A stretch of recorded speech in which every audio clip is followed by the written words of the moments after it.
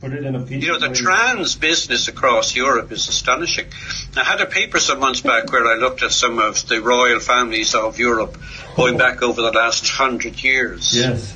Yes. And you can, they jump out at you. The male qualities, they are actually comical.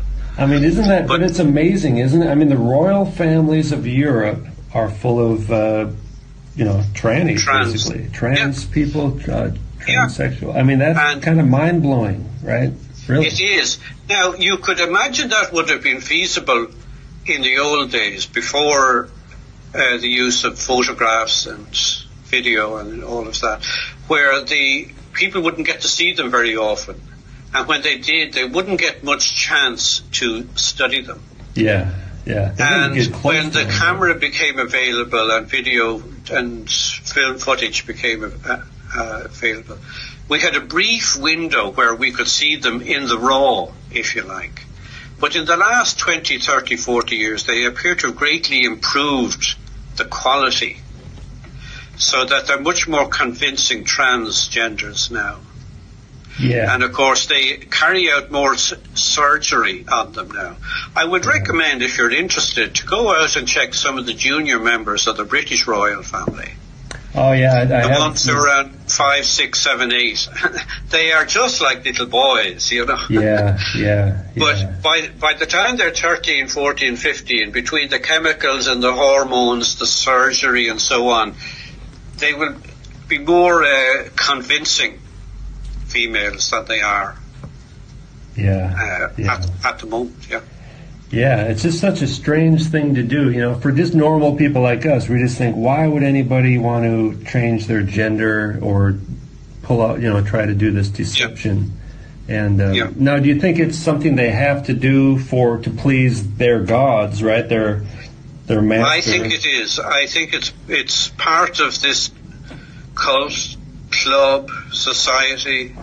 Mrs. Thatcher made a famous remark years back. She was one, and she spoke about a certain person who was getting above a station, and she was saying, he is not one of us. Mm. And, at the time you would tend to think, well, they're speaking only of the power elite. But now that we have a different coloration on that now, because we see it could possibly mean that he wasn't a member of this club. One of us, yeah. One of us. So there is some and I think the Mitfords used to have a term, you and non-you. The you being us, and of course the non-you being the rabble. And if you're one of us, then of course there must be some physical evidence that you have joined this club. Now, I don't think all of the males have to do it, or even all of the females, but it is quite obvious, the more I study this, these people hate natural women. Yeah. They hate natural childbirth, they hate natural marriage, they hate natural families. Yes. Is that their hatred of humanity in general, or what is well, that all it about? Seems to be whether Satan hates women more than men, and this is carried through, or whether it's part of a general strategy that they are following to wipe out the family, separate sex and marriage, separate the rearing of children from their parents, so that the state raises and brainwashes the child, and where generation takes place without the uterus, because the striking feature of an androgyne is the thing you can't see. They don't have a uterus. Great point. But they always pretend like they do. Pardon? The fake pregnant bellies. They have fake pregnant bellies. Yeah, the fake pregnancy. But this is what they all have in common. The men who are men don't have a uterus, and the women who are actually men don't. Yes. So you see, Satan hates this, because that's the means by which the Lord brought Christ into the world and caused the defeat of Satan. And also Satan in the garden, I mean, he went for the woman because he knew that was the weaker of the two, and he could deceive her. And Paul actually says that Satan didn't deceive Adam. Okay.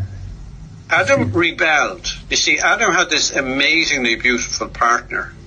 The most beautiful woman who ever lived. Yeah. Satan Adam didn't really believe the lies that Satan told. But he went along with it because he was losing his woman. You know? Yeah. And this seems to be all part of it. Satan is attacking women. The attack on women today is staggering. Yeah. And you see how they're suffering by trying to lose weight, anorexia and bulimia and all kinds of neurotic practices and exercising to death simply to look like one of these strange transgender gargoyles. I mean... Yeah, and not wanting to get pregnant, to get fat and stuff. And not wanting to get pregnant. Not wanting to have babies. Abortion. That's abortion. The murder of children. Is anything more pleasing to Satan than to have a mother kill her own child? Wow. It's just astounding. Wow.